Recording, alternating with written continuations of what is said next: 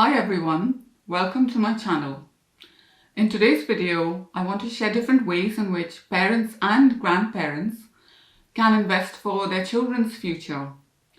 Usually, parents want an education fund or a helping hand fund for a house deposit, etc. And they want to be smart about investing with tax efficiency. Sometimes grandparents give cash gifts, which can also be beneficial for inheritance tax, or children receive birthday money that can be invested in a much smarter way than a cash account or cash savings account.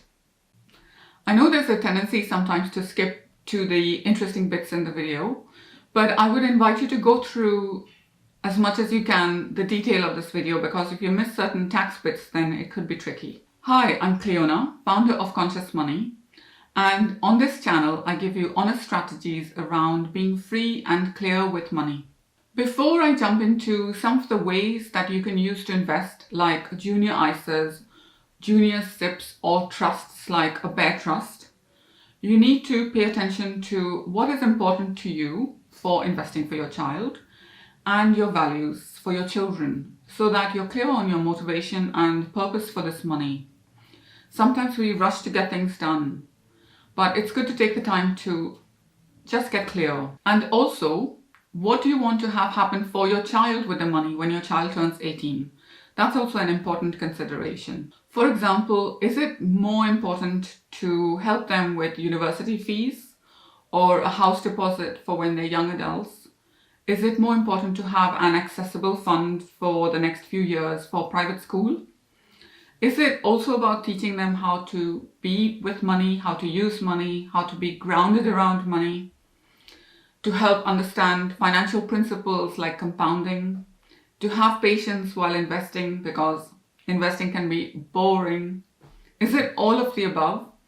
If so, which one feels more important or higher priority? Just take some time to get clear on your purpose and goals before you decide what to do. And when you notice what feels important, your body in fact will give you a really clear response. Certain ideas will feel lighter and certain ideas will just feel like a very clear no or a very clear yes. So just notice what feels lighter as you watch this video.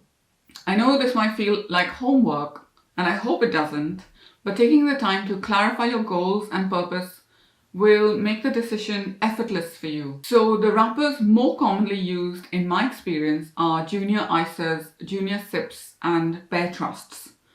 There are also other kinds of trusts and other savings vehicles, but for today's video I will focus on these three. Now, I asked some of my friends who are parents to help me with what they worry about or want to prioritize when they invest for their children. I'm also drawing on my conversations with my clients who are parents and who tell me about their dreams and aspirations for their kids with money.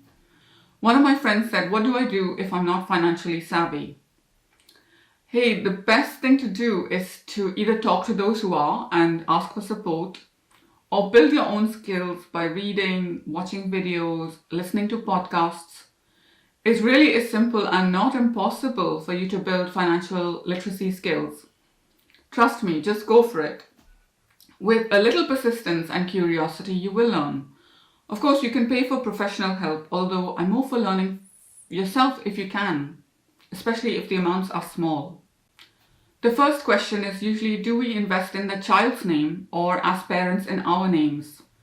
It depends on the age of the child, accessibility. As a parent, are you willing to offer full control when the child turns 18? Quite often, parents invest small sums of money in the child's name and larger amounts in their own name because they want to retain control. For example, they might invest £50 a month or so in the child's name, but larger inheritance sums from grandparents, let's say 30,000 from a grandparent, get invested in the parent's name. In my experience, if the child is only 3 now, for example, how will you know when the child is old enough, mature enough, when it turns 18 or 21? Will it be mature enough to use it for the intended purpose? Some parents also joke that they don't want their kids to buy their first sports car at 18 or anything silly like that. So if the answer to these two questions is no, often what parents do in my experience is they invest or save in their own name while earmarking this amount for their children. That way it remains flexible in case of an emergency and if a need for funds arises earlier. The con of doing it in your name, of course, as a parent, is that it is now in your estate as a parent potentially for inheritance tax. Whereas if it's given to the grandchild and invested in their name, let's say it's given to the grandchild by the grandparent, then it bypasses going into your estate. Although from what I've seen, it seems more important for most parents to have control and flexibility for access. The other disadvantage is that parents may be tempted to dip into the money sooner than planned. If grandparents are gifting, they may want to do it earlier because of their tax situation and the impact of the inheritance tax. If money is needed more immediately, you can set up bank accounts to hold cash gifts for your child, with parents acting as a nominee or signatory. But generally speaking, children cannot hold investments directly in OICs or unit trusts or in investment bonds. So now let's talk about investing in the child's name. Children are taxed like adults, which is where it can get confusing. If a child has no income, they won't be taxed. However, if the money saved for them generates more than £100 interest a year, it will be taxed at the parent's tax rate for all of the interest, not just the bit that's over the £100. This isn't a big deal when interest rates are low, but it could have a material impact in the future when interest rates rise upwards. So, speaking from my experience, a junior ISA held in the child's name is the most commonly used strategy for smaller amounts like birthday money or funds that you can just leave to roll over for a while. If a grandparent gives a large sum of money, like 100,000 for example, then like I said, most parents tend to opt to invest in their own names, their own ISAs and their own investment accounts, just to have more control, access, flexibility. So who can contribute into a JISA? Parents, grandparents and legal guardians can make a contribution to a junior ISA or a JISA. The annual subscription limit changes every year and is decided by the government each tax year. It's currently 9,000 for the year 2020-21. And having a JISA allows a pot of savings free from income tax, capital gains tax to be accumulated for the child or grandchild. You can have a cash ISA or a stocks and shares ISA, but with interest rates so low, I would suggest the stocks and shares ISA route for better long-term compounding. If the annual subscription is paid each year from surplus income, the gifts may be immediately outside the estate for inheritance tax. You can also transfer child trust funds to junior ISAs. If a child was born between 2002 and 2011, they might have had a child trust fund set up. Junior ISAs have more investment fund choice and are more attractive, I would say, than child trust funds. You can check online for providers. Not every provider will take a child trust fund transfer to an ISA, but many do. So, pros of a JISA. You can begin investing right away with a long-term view. There's no tax, no income tax, no capital gains tax. Other family members and friends can be encouraged to make contributions into it, don't ask me how, and know that it will benefit the child. It's quite a generous annual allowance too. The cons are that the money belongs to the child, who can take control of the account when they turn 16 and then start withdrawing money from the age of 18. They could buy a fast car, but by then you have also had many years to influence them and instill good financial habits in them and foster fiscal discipline to avoid that scenario. When you put money into a junior ISA for a child, it's no longer yours, it's your child's, and you will not be able to withdraw it again, although you could transfer it to another type of JISA. Now, onto junior SIPPs or junior pension. SIPP stands for Self-Invested Personal Pension. Any parent or legal guardian can set up a pension as soon as the baby is born, and it will automatically transfer to the child once they reach 18. They can then start to contribute to the pension themselves. I just saw a fox in my garden outside, that's so cool. Contributions can also be made by third parties into a child or grandchild's pension. Of course, the disadvantage is that the child does not have access to the money before the minimum retirement age, which is now 55, and most likely will continue to be revised upwards over the years. For me, this is also the beautiful part, the lack of access, because it lends so beautifully to long-term compounding. If the child has no earnings, which most children don't, then contributions will be limited to $2,880 a year, with the government automatically topping up any contribution with basic rate tax relief at 20%. So it gets grossed up to $3,600. However, higher contributions can be made if the child has earned income. Contribution limits and tax relief are based upon the child's tax position, not yours. Paying contributions to an adult child's pension is also possible, but make sure that they fund their own pension if they get any employer match contributions. You don't want them reducing their own pension funding at work and missing out on matched contributions because there is a gift. This receiving gifts into a pension can be extremely helpful for young families who may have pressures with large mortgages or rent, childcare costs, etc.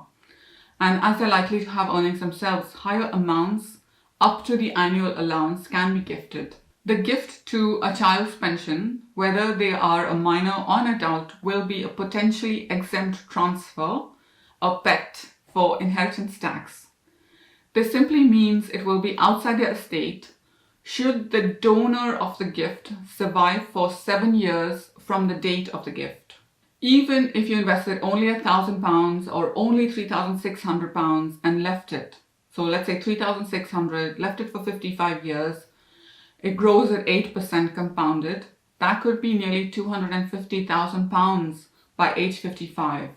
So you're just letting compounding do all the work. The pros of a pension is that there's a generous boost with basic rate tax relief, so instantly a 20% tax relief. Children can take control at age 18, but they don't access it till 55, so it's like the ultimate long-term investment. You can use the pension to help the child early on learn about how pensions work. It's a huge head start at age 18 for compounding, because at 18 they've already started with a bigger snowball coming down the mountain than others with no pension. And that starting with a bigger amount just is so powerful with compounding. And you can contribute as little as £25 a month, and anyone can contribute into the pension. For me, the exceptional value is about also teaching the child about how pensions work. Now to the cons. The funds can't be used for a house deposit, etc. The child might have a more urgent need for university fees or something, and it's locked in. There's no accessibility till 55, 57 or further on. So they might only thank you at age 57 or whenever that is in the future. Tax rules could change by then for pensions, and you have no control over that. So those are the cons. The third way to invest is a bare trust, B-A-R-E, bare. This is the simplest kind of trust to set up. It's a legal way of setting up a trust, but really simple. There are other types of trusts, like I said, but I will keep things simple for this video and just stick to the bare trust. Well done if you've stuck with me this far, because I have been fairly technical in my explanations and I want to commend you on your persistence. Mostly grandparents set aside funds using bare trusts for their grandkids' education. This is the most common use of bare trusts. If the funds are given away early and the grandparents survive 7 years, then this gift will be outside the inheritance tax charge on the grandparents' deaths. It's easier to control for using up to the capital gains allowance by taking gains, but remember to read up the rules on capital gains, such as bed and breakfasting. If you reinvest the sales proceeds and buy the same shares back within 30 days, for example, it cancels out the gains made. That's what bed and breakfasting, it sounds very fun, but that's what it means. With a bare trust, the named beneficiary cannot be changed, so if other children and grandchildren come along, you would set up another bare trust or trust. The bare trust can be inflexible. The beneficiary, so the child in this instance, has a right to both the capital in the trust and any income generated from it. If a beneficiary demands the trust property when they are 18, the trustees must pay it to them, and this age is 16 in Scotland. The beneficiary is automatically and absolutely entitled to any money or investment remaining in the trust at the age of 18. Hence why you wouldn't use this method for large sums usually. So what are the pros of using a bare trust? You're using the child's tax allowances.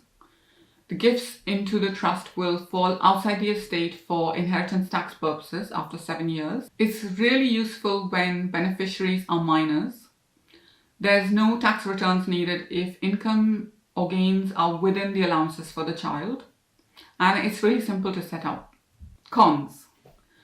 A beneficiary can take control at age 18. If the child has a short life expectancy, the value of the trust assets is included in their estate. So if the child dies young and is intestate, then there's the potential for a substantial inheritance tax charge. Depends on how much money is within the trust, of course. The bare trust also means work for you as a trustee. For example, you have a duty to invest trust assets and consider whether and how to use the trust's income and capital for the beneficiary. It's more work, obviously, only if it's like larger sums of money, not if it's like £50 or £100 a month.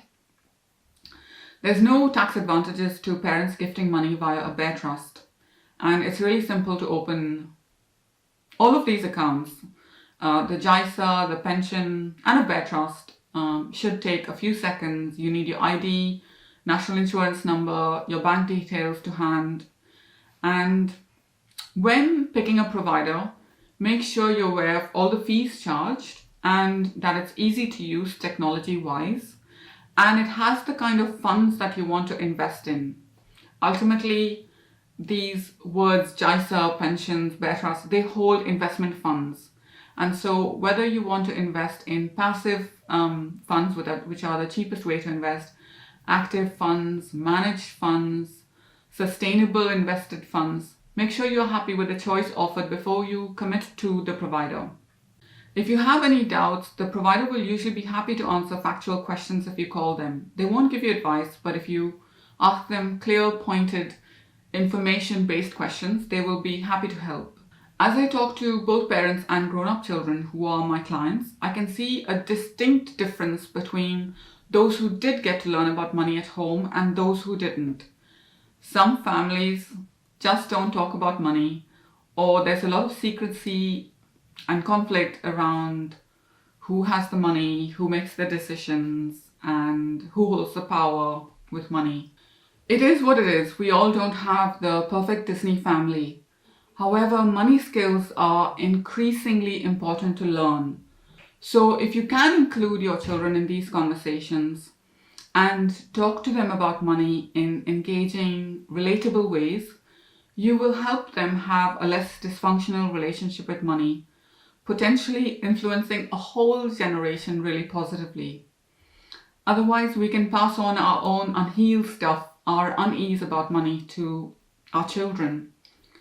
We want to be raising financially responsible kids, so have open dialogues about money, listen to your children, encourage them to ask questions, and however small it is, encourage them to have some of their earnings going towards investments. Too many people start learning about money in their 30s or later. So helping them to get a good education and laying a good foundation, understanding what the basics of investing are, how incredibly boring it is because most of the time you do nothing. All of this is really valuable. My bonus tip that I promised you is to do both a JISA with small amounts and a pension for your children if you can afford to. You can just do the minimum monthly investment in a pension for a year and then forget about it. Let it compound. When the child is around 8 or 9 years old, you can encourage them to look at their pension pot annually and add some money to it, which you can match. This way, you can teach them about money. You can show them via an online investment calculator, projections based on growth rates. Just go to calculator.net, type in investment growth rates, and you will find it. So they can learn more about maths and compounding and are actively involved in their own pension. I don't think most parents are excited about saving to help their kids retire and put large chunks of money into something that they cannot even access. But when the decision is framed as helping them to learn financial responsibility, I see parents' eyes light up. Even £1,000 in a pension just to accumulate long-term in a fairly high equity portfolio, shares, remember, higher the equity, higher the return, longer the term, will give them a great head start. The other question was how much to invest. I guess that depends on two things. If there is a specific goal, then you can work out what is that amount that you need to accumulate and by what time, so how many years left, and then go online to an online calculator and just work it backwards and see if it is feasible. You can play with the numbers. You can play with putting larger contributions in the beginning and seeing if you hit the target, or adding contributions as you can. But my suggestion is just start with a small amount, and you can add as time goes on. The other thing, of course, as a parent is make sure that you are using your own ISA allowances and your own pensions first and taking good care of yourself, because it's no good if you start, whacking money into the JISAs and the pensions and you're missing out on your own allowances. So take care of yourself too. If this was useful, please leave me a like and a comment. Any other ideas, feel free to comment too. That would help other parents reading through the comments. And see you in the next video.